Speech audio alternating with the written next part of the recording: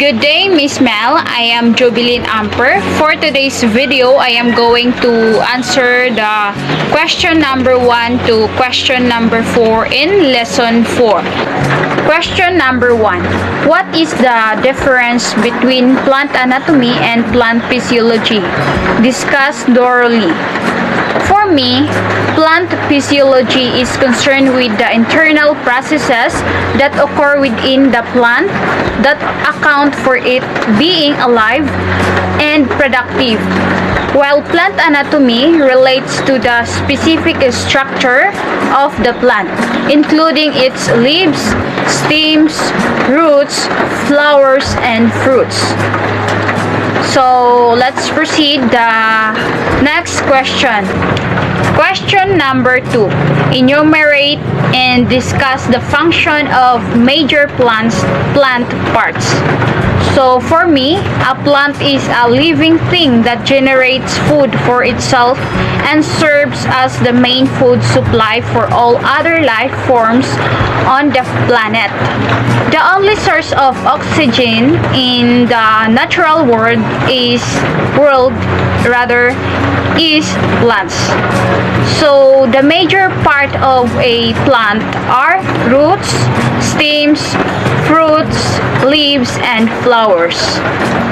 Roots absorbs water and minerals.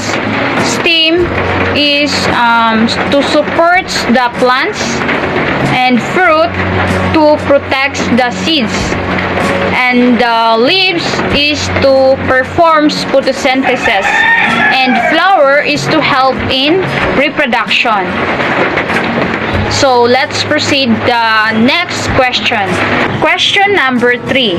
What are the parts found in a shoot system and root systems? So for me, stems, leaves, and the plant's reproductive organs make up the shoot system or flowers and fruits. Typically, the shoot system develops above ground, where it can take in the light that is required for photosynthesis. Typically, the root system, which holds the plants up and takes in water and minerals, is underground. So let's proceed the next question. Question number 4. What is the difference between xylem and phloem? Describe the movement of substances in xylem and phloem.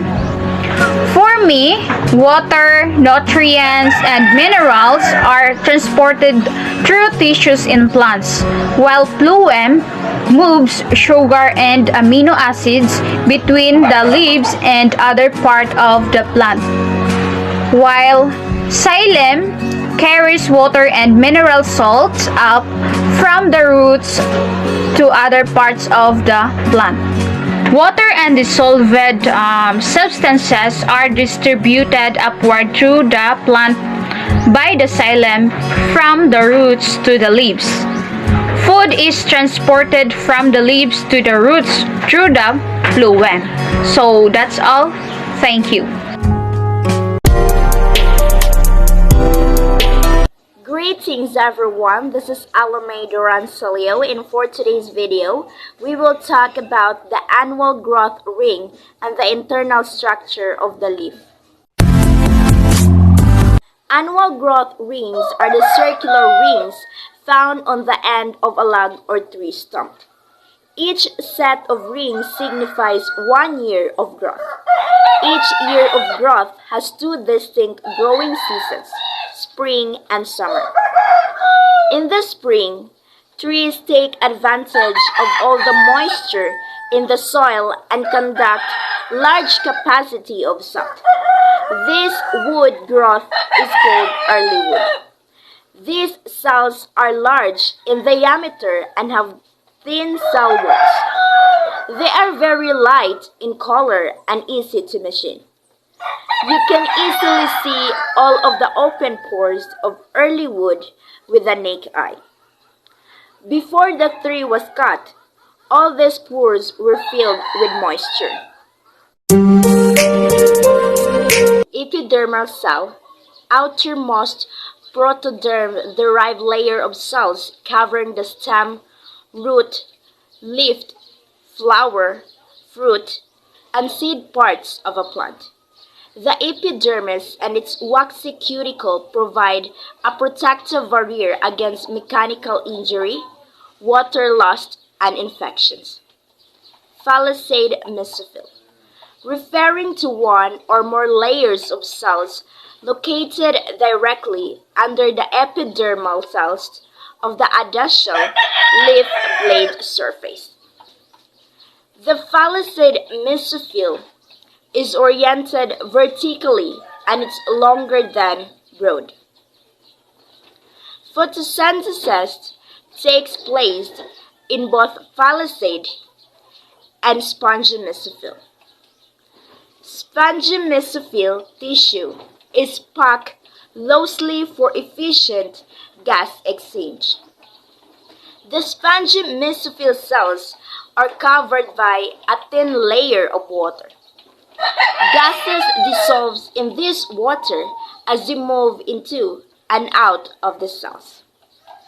Stomata are cell structure in the epidermis of tree leaves and needles that are involved in the exchange of carbon dioxide and water between plants and the atmosphere.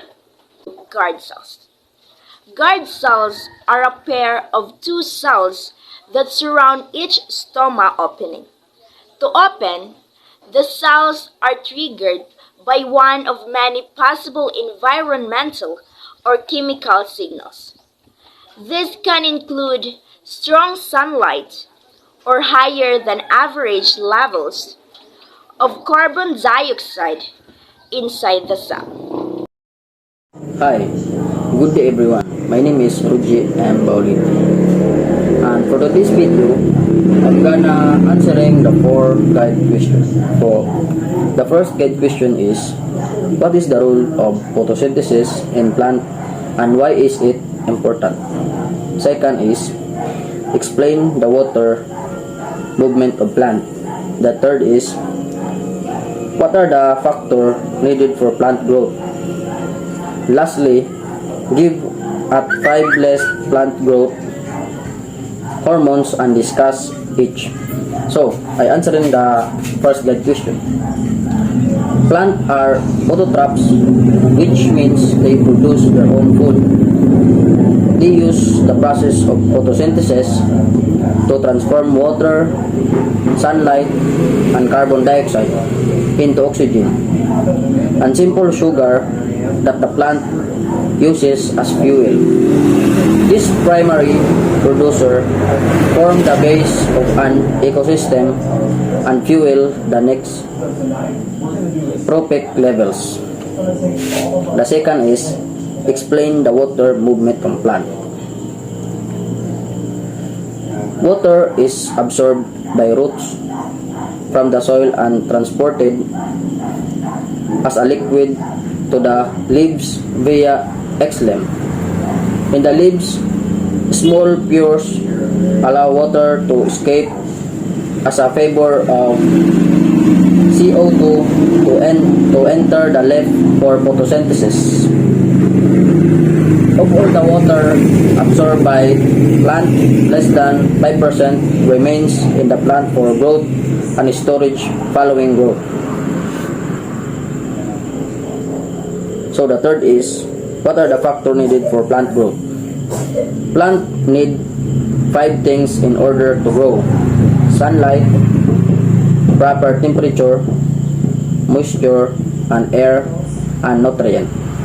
These 5 things are provided by the natural or artificial environments where the plant live. If any of these elements are missing, they can limit plant growth. And lastly is, give at least 5 plant growth hormones and discuss each. Generally, there are 5 types of plant hormones, namely auxin, gibberellins, cytokines, abscisic acid, and ethylene. In addition to this, there are more derivative compounds, both natural and synthetic, which also act as plant growth regulatory. So I discuss auxin. The first photohormones to discovered is the auxin, and it was discovered by the geologist by Charles Darwin. Auxins are one of the most important plant hormones. The chief naturally occurring auxin in indole 3-acetic acid, IAA, and other related compounds. The term auxin is derived from the Greek language meaning to grow. So, second is cytokines. They are produced in the region where cell division occur, mostly in the roots and shoots.